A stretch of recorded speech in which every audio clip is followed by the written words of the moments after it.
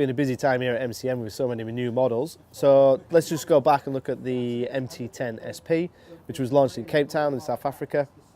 The old standard MT10 won our best naked bike of 2016. So Yamaha didn't have to do a lot to improve an already good bike. They already had the perfect recipe. In a simplistic way, what they've done is added semi-active suspension, which is from Öhlins.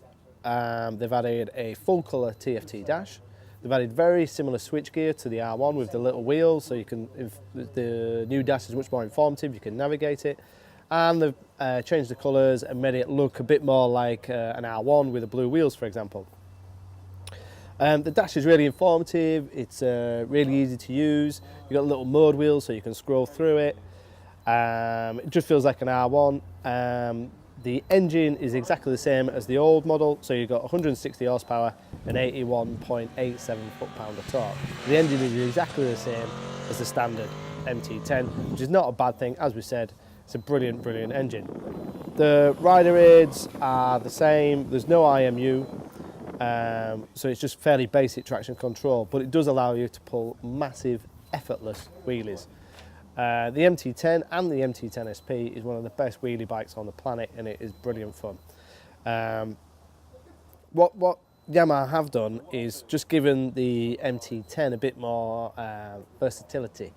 So now you've got the semi-active suspension, you can change the suspension on the move.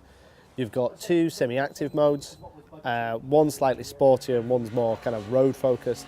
And then you've got manual modes where you can change the compression and the rebound. Preload is stagnant. The only thing the semi-active to doing is doing the rebound and compression.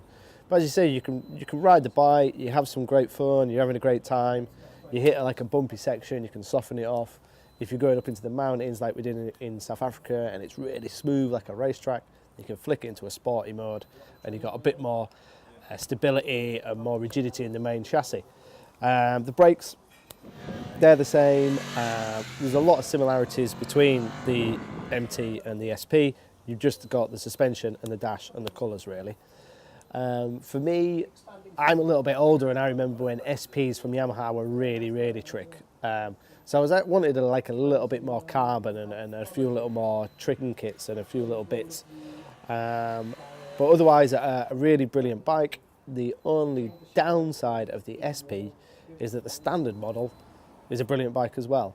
So unless you're riding your your standard MT10 and going, oh, I really, really want semi-active suspension, then yeah, upgrade and go for the SP. If you've got the standard bike, you've got a brilliant bike. So I'd just stay with the standard.